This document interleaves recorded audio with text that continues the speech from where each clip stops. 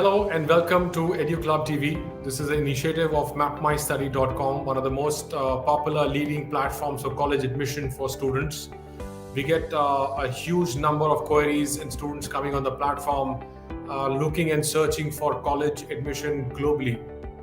Our platform helps students from 25 different countries, 20,000 different programs, and you can choose from 2,000 different colleges and universities globally. There's a massive choice for students. There's a lot of information that you can get online. You can also talk to an expert, advisor, or a counselor directly online, just sitting at your home or your office. As part of our initiative, we want to go out and learn a lot that's happening in the school education sector and also the higher education sector. The challenges the principals and the senior administrators have had in the last almost 18 months to 2 years now, and engaging with them and understanding how they're dealing with it and what is the future of this industry right now and how students and parents can prepare themselves. So through that, today we have a very special guest joining us, especially from Ludhiana, a very popular city, a big industrial town. So I like to invite Mr. Ashish Sawhney, principal of Bal Bharati Public School in Ludhiana. Thank you, sir. Thank you. Welcome, Mr. Sawhney. How are you doing? I'm fine, Mr. Bhatia. I hope you're doing well. I am doing very well. Thank you very much. So, Ludhiana, industrial town, very populated, very popular city. Tell us a little about your school in Ludhiana and maybe a little bit about your background. Okay, I'll start with my background because that links me to the school in Ludhiana itself. Okay. So basically, I am a Delhiite, and fortunately, I have been a student of Bal Bharati Public School, Ludhiana, Pitampura, Delhi. Oh, okay. I taught in Bal Bharati School, Pitampura, Delhi, and that is where that I got promoted here to Bal Bharati Public School, Ludhiana as a principal. So all throughout, a Bal Bharatian and a proud Bal Bharatian. That's so nice. It's actually very nice when you are a part of institution where you have studied, you have taught, and then you are fortunate enough to lead that institution or a sister institution. That gives you a lot of space to carry that values forward and maybe transmit those values forward as well. Agree. I am one of those lucky people who have that kind of fortune, particularly in education space. Besides this, sir, Bal Bharati Public School Ludhiana started in 2007. It was our parent body Child Education Society, which heads 27 schools across India. We have a pan-India presence with almost 80,000 students and a humongous staff.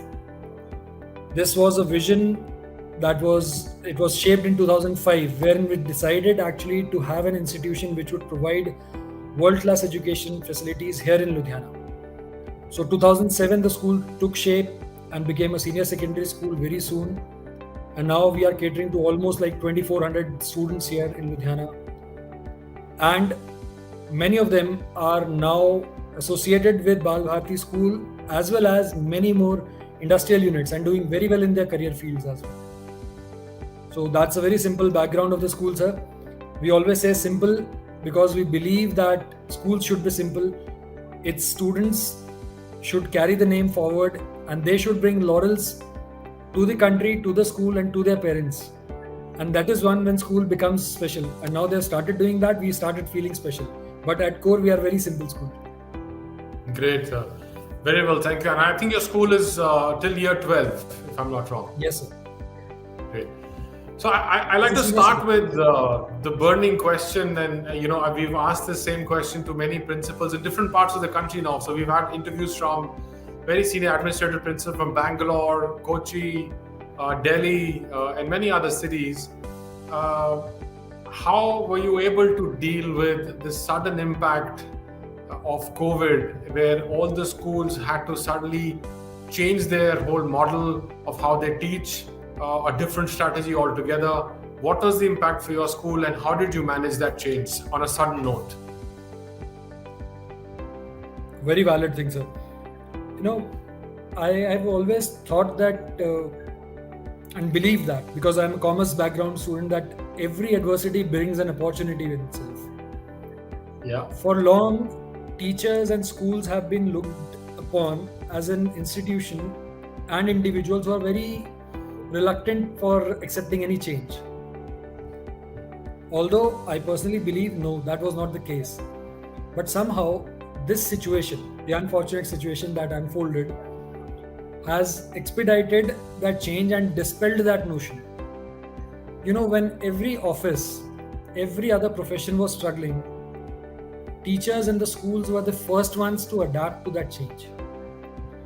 They have ensured that every child has continued with her and his learning at exactly the same pace and in the same manner that would have been there had the schools been functioning normally. So, in a sense, it has dispelled that notion that they are reluctant to change. They have reinforced the confidence and the faith in the institutions like schools, wherein everybody now feels more empowered. I mean, teachers were knowing, but somehow some of them were not willing to experiment that much. Now they were forced to do that. Now, with that kind of change that has happened, there is what we call as a forced expeditiousness in the process of transmission or change to a better technology or better methods. So this is the entire landscape, how this has changed over a period of time, and was expedited by the pandemic. So I must, before answering your question in detail, I must congratulate the entire teacher fraternity and the management and the administrations of the schools who have adapted to this situation and have risen to this challenge. Particularly for Bal Bharati, now answering and coming down to your question straight away. At Bal Bharati, sir, the teachers have always been equipped with the technology, and we have always believed in technology-aided training and teaching. So that came in very handy when this kind of situation unfolded. Within just about 5 days, we were able to set up and train our teachers how to handle online classes and how to go about with the normal course of learning. As a school, we have made sure that the entire system is foolproof. There is no possibility of any outsider entering into any classrooms or kind of privacy erosion of any student. Individual IDs were given, the school specific IDs were given, and those school domain IDs were the only access that a child could have to an online class. So no outsider, no infringement of any privacy, and all records maintained digitally with all kinds of submissions as well. So the entire process went on very smoothly. Besides this, sir, the school has taken a lot of effort to equip itself with technology-aided teaching aids also. Technology-enabled teaching aids, I'll correct myself. So we have kind of equipped our classrooms with interactive panels. The panels which are online, and whatever is displayed there or whatever teacher writes there is directly transmitted to the class and to the students online, as well as visible in case they are in offline, as in today's scenario. Since we are running in hybrid mode these days, a part of student is coming to school and a part of class is at home. So the students that are at home are not missing anything. They see the entire class sitting there, they see the teacher presence there, and the entire board work being displayed onto their screens. So the entire effort, I would say, was to ensure that there is no learning gap, there is no gap in terms of teaching as well. So I must thank my school administration and management also for helping us and providing all the resources for equipping us to overcome this unfortunate situation. Well, that's great to know. You already had technology as a play for you in a school. I think maybe that's the reason teachers were able to adapt much faster.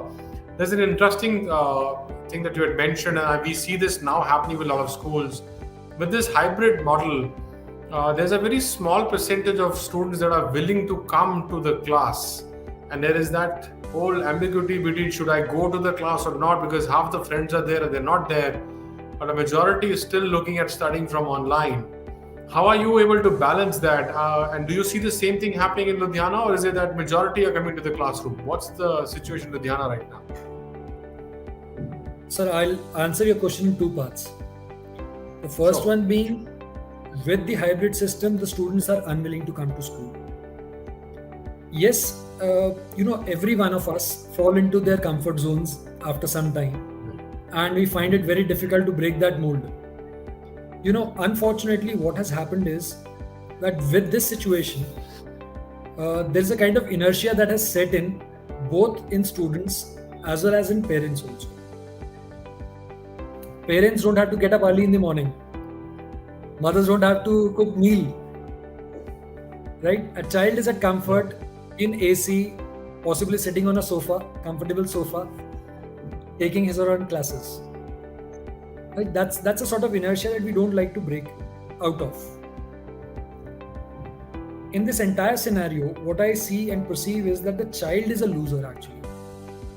Reason being that all of us must appreciate it is not the time that they are losing. It's not the presence in the school that is being lost. It's a part of their childhood that they are losing. Interaction with their friends, the kind of social group that they create, the kind of, I would say, acceptance, how to behave in the society, that kind of social sense that is generated in the school, how to interact with opposite gender. Right? There are lots of discussions that happen in peer group wherein you decide your career course. That normal chit chat. They are losing that part of their childhood. I agree. The whole learning curve is disrupted now. And that's all part of the whole provision of going to a school. That the whole learning curve is very important for every child. I agree. Right. So it's not just about education. The school is an entire ecosystem which provides you a lot of support in the holistic development. Right, so that is where the child is losing the other parts. Maybe the education part is continuing, but that discipline, that kind of social skills, that emotional quotient, that part is being still being uncatered. Sure. Coming down to Ludhiana and our school in particular, sir. Yes, my interaction with some of my fellow principals here is coming down to a situation that this kind of inertia we also feel is there in Ludhiana parents and students.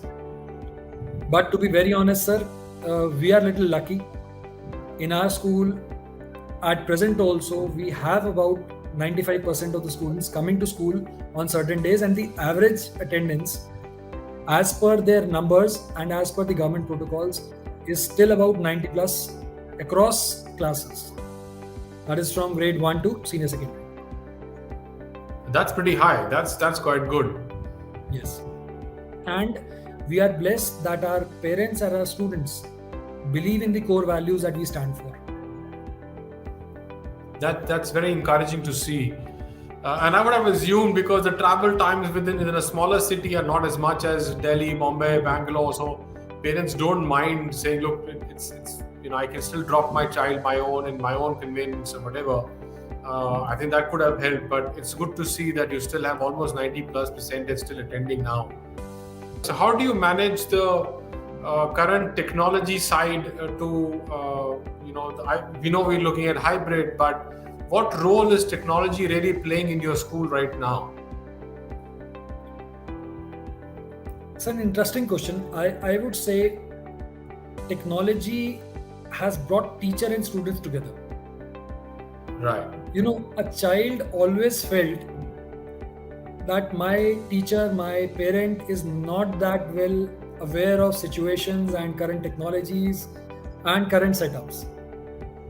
So somewhere down the line, when they see their teachers using YouTube videos, generating their own virtual videos, in our school we have teachers who have generated their own artificial intelligence aided videos wherein they were explaining solar system, and the teacher was appearing as a part of a solar system and moving from one planet to another. Very interesting.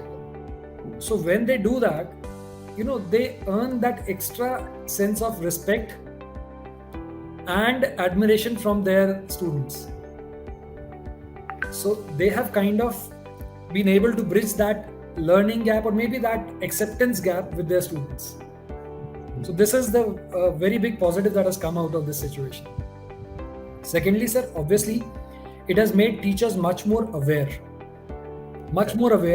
and maybe much more acceptable. I would say they have much more and much higher acceptance of what is going around them, because they are also now keen to explore various other sources of information beyond what is there in regular textbooks also.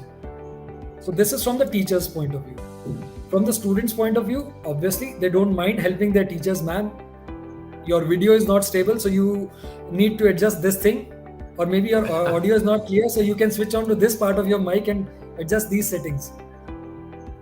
So that kind of bonding has now developed. Yeah, so I was about to say that technology is helping them bond a little bit more, where I think you rightly mentioned students have more respect for the teachers now to say, yaar, इनको भी technology आती है, ये भी YouTube में videos बना लेते हैं. ये तो बहुत अच्छा है. So they'll now probably have this common connection. Ma'am, आपने कितने वीडियो अपलोड करे? मैंने तो 10 कर दिए. So there's more topics for them to discuss on. Very interesting. No, they are very aware now that if I would put a video on either a Facebook or an Instagram, my teacher will immediately see what is going on. What is going on? No, true. So just out of curiosity, I wanted to ask, because I know there was always a challenge before COVID. How easy was it for the teachers in your school to adapt to this, to the technology side of it?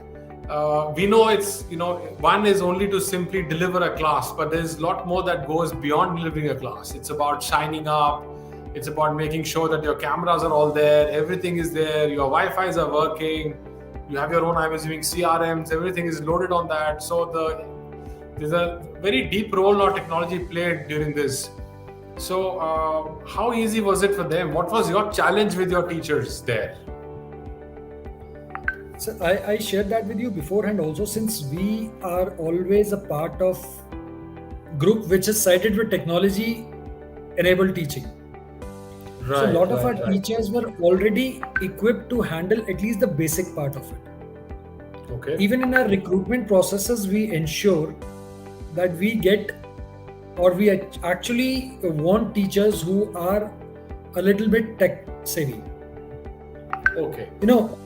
Besides that, we always have that regular part of our program, wherein training programs in school, wherein the teachers and even the support staff members, not just admin staff or teachers, we ensure that they have that basic understanding of using technology, computers, and handling basic hardware systems. Now that always came in handy. But yes, as you said, adapting to a situation for which you are not trained was very, very difficult. It would have been, but they rose to the challenge, and kudos to them.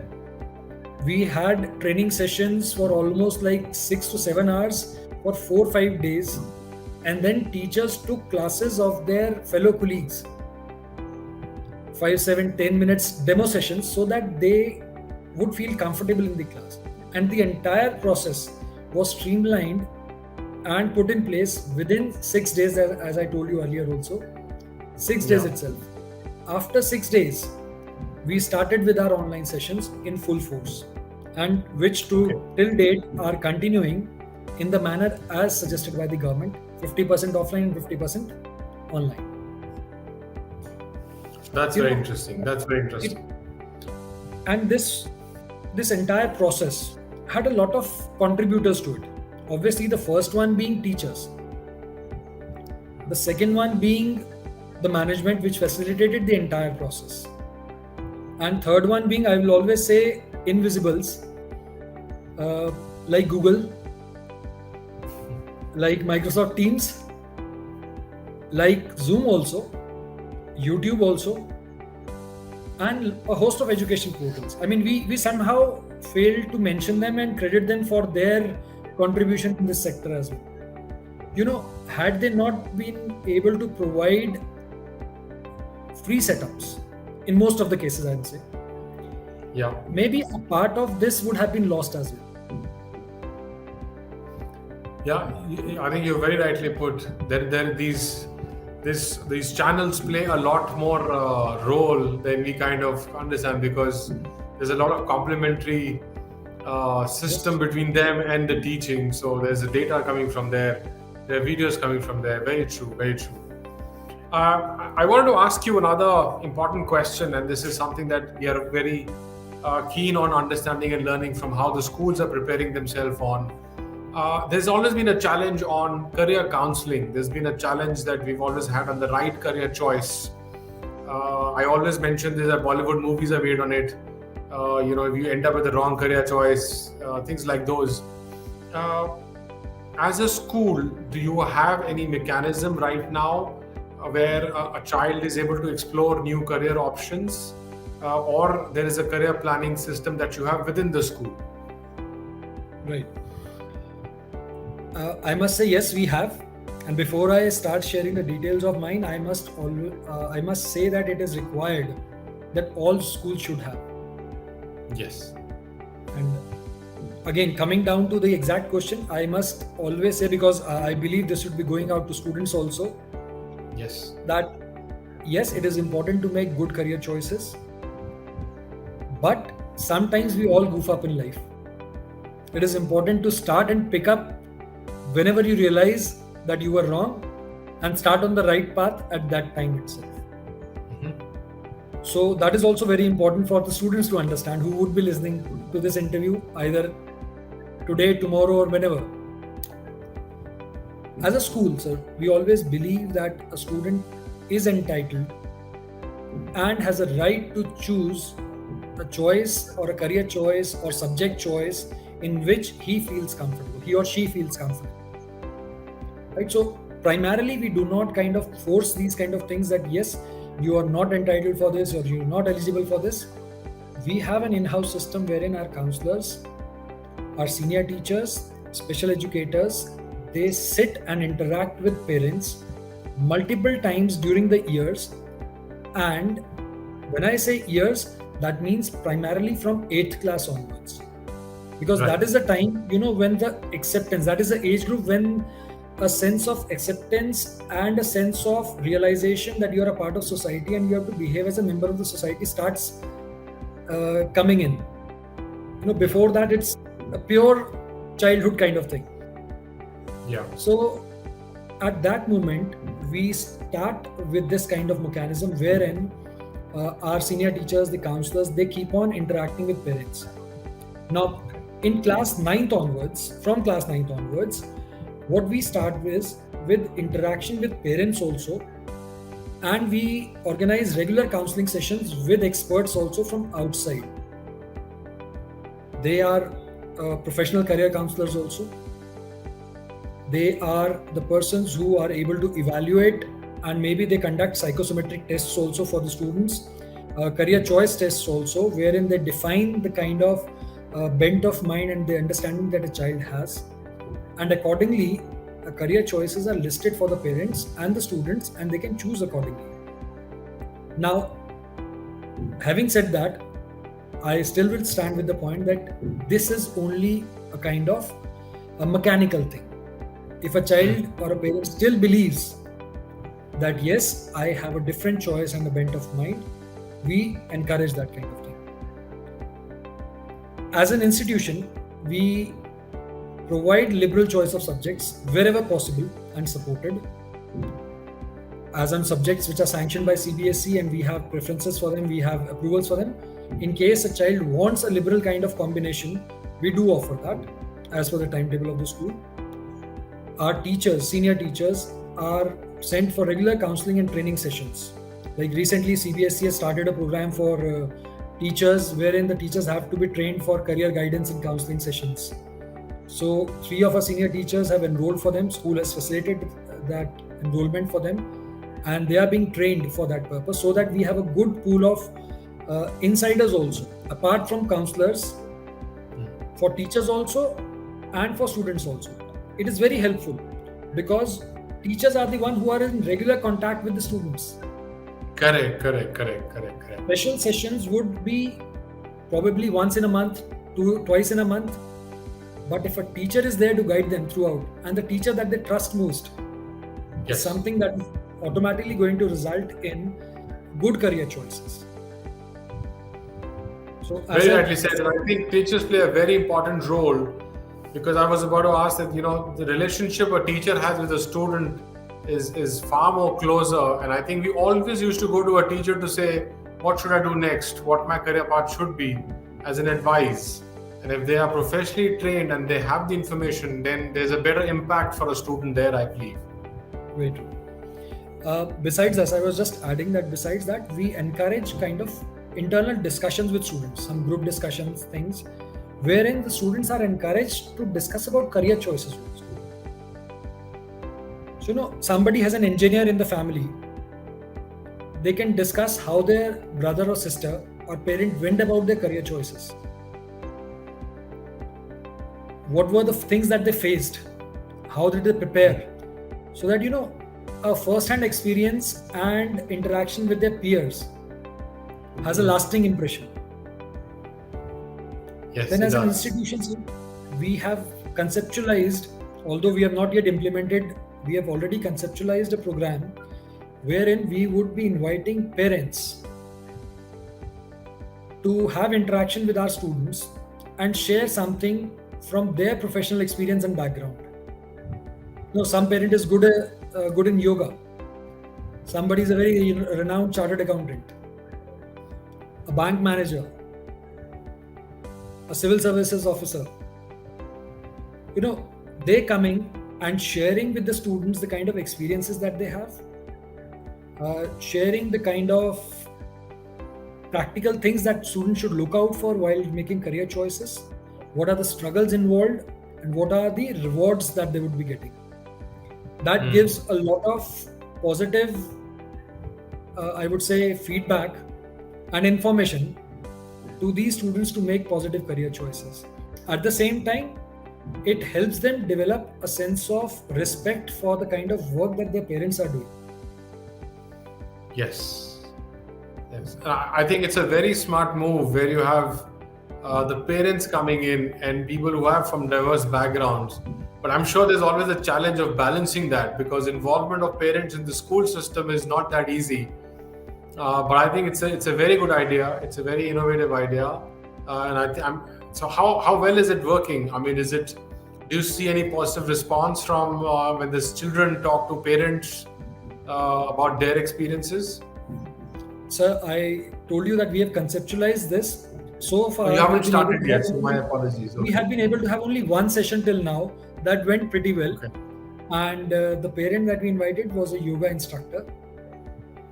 So she and that was the need of the hour actually. With staying back at home, lots of students have lost that zeal to move out and run around. So just to inculcate and maybe just to emphasize that kind of importance of physical fitness at this moment of time, we had that interaction that went very, very successful. That was successful. Yeah, so best of luck on that. I think it's a brilliant idea, and I hope that works for the school, because people coming from the real life, real experience, real scenarios are better acceptable by the society and with the kids, because you're able to relate to them.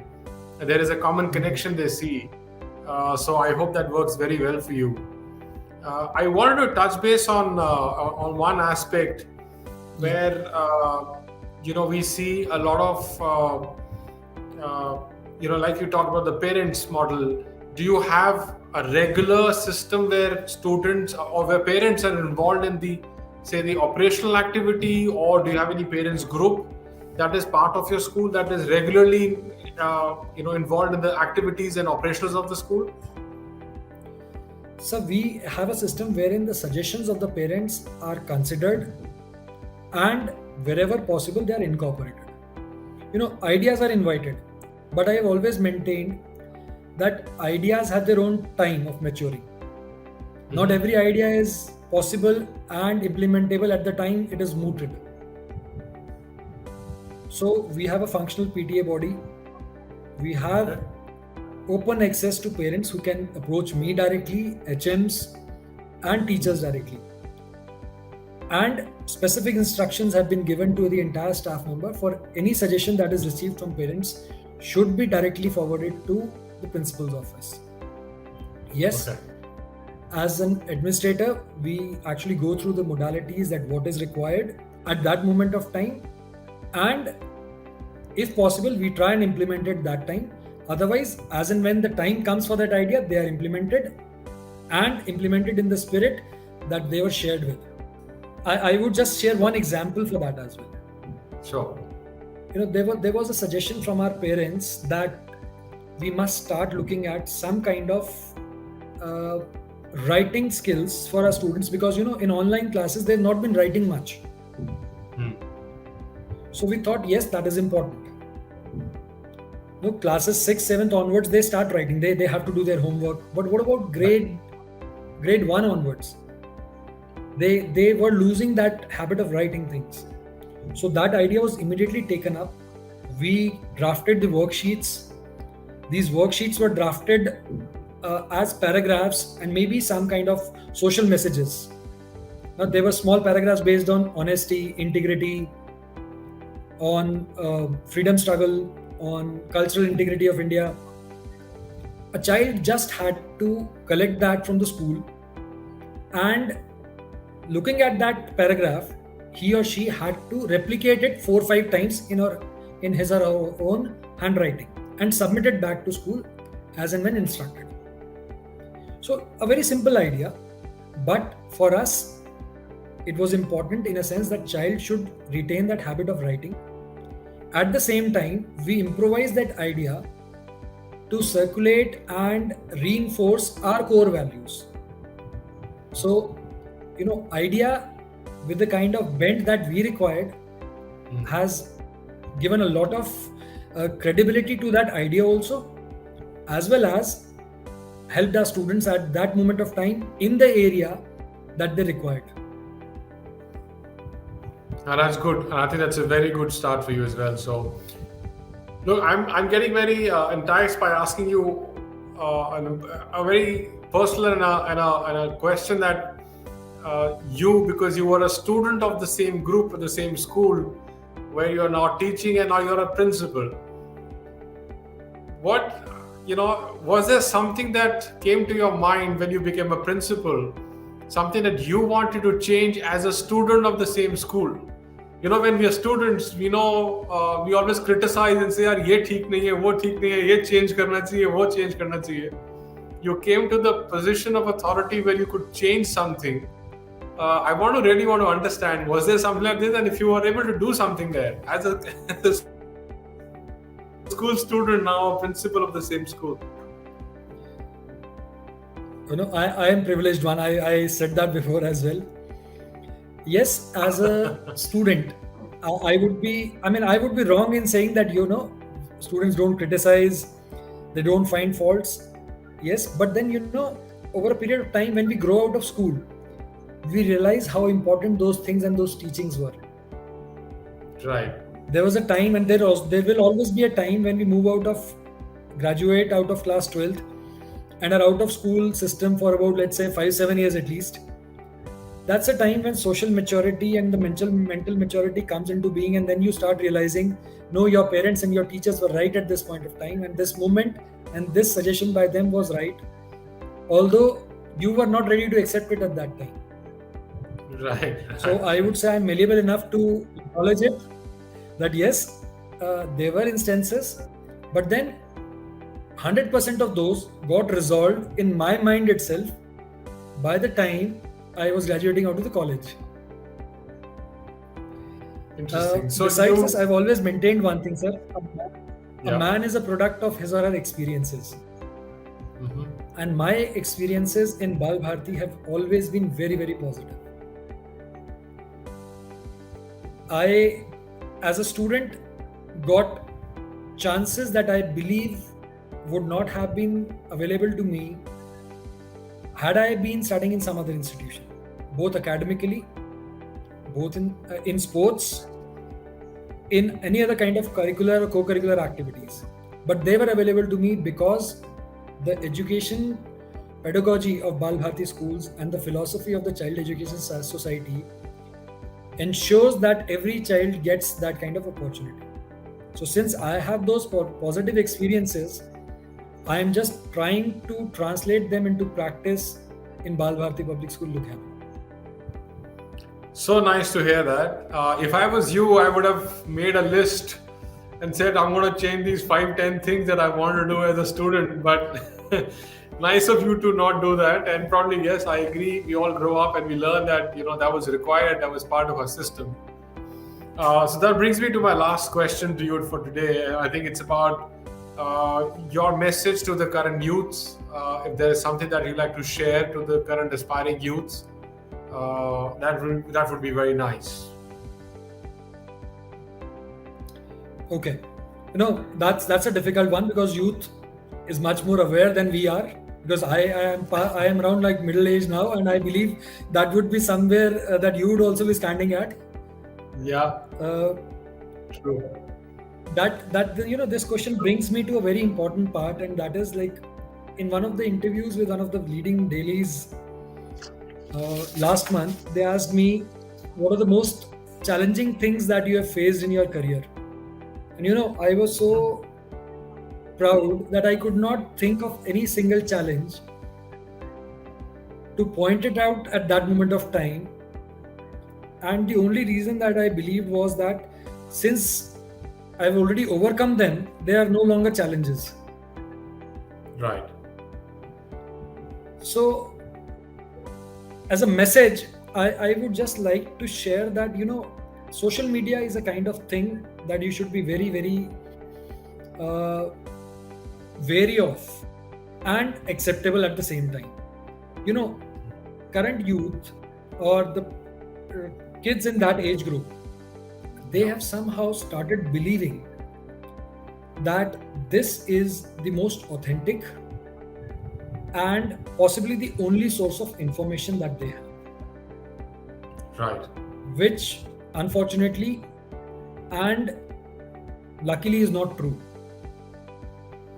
It is important for all of these young students and entire youth to understand that this is just one part of information which might be correct, might not be correct, and they have to find alternate ways of getting the exact information and then to differentiate and discriminate what is right, what is wrong.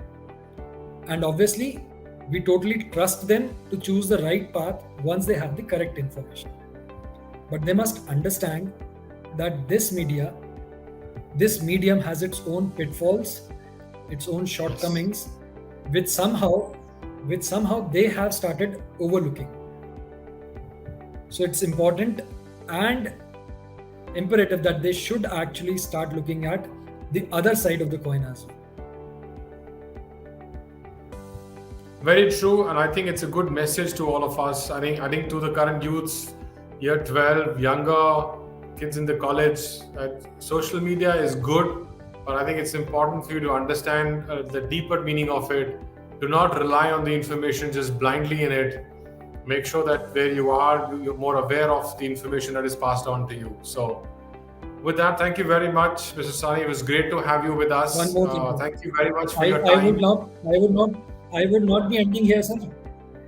Ending here. I would be sharing one personal message for them as well. And that is that in life, please, they should always remember 3 words. One is hard work. Second is resilience. And third is gratitude. It's my personal experience. Hard work will get you places. Hard work can create talent any given moment of the day. But talent never creates hard work. So it's important to be hardworking. They must understand and realize the importance of hard working. Resilience, mental strength is very, very important. It's important to understand that there will be failures in life. There will be moments where you'd feel low, there will be moments you will feel high. But if you have mental strength, that resilience, you will always sail through situations that you believe are not good. Third is gratitude. Gratitude, expressing thankfulness and being thankful for everyone who does good in your life and forgiving to everyone who does bad to you is the only mantra to have a successful and a happy life. So they must remember 3 words. Hard work, it will create talent at any given moment of the day. Resilience is going to ensure that you will sail through hard times, and gratitude will always ensure that you are popular, accepted, and at inner self you will be at peace with yourself. If they follow these 3 things, which I believe I have followed in my life and still trying to, I'm still a learner here, as every teacher, as every student, I believe I am growing, I am still growing, but these are 3 things which were shared by my teachers with me, my parents with me, and I believe they've helped me throughout. And I'm sure if you follow them, maybe you can add 2 or 3 more words from your side. They're going to help you lead a very happy and successful life. Very beautifully said, and I think that's a good learning thing for all our viewers. And I'm sure when they listen to you, and they listen to all the 3 words you've mentioned, and they put it into real life practice, that will certainly help them in their life. So thank you very much for your time, Mr. Sawhney. It was great to have you. And we really like to thank you for all your time and the expertise and what you've engaged our audience with today. Thank you, Vadiaji. Thank you, and all the best to everyone. Thank you. Thank you.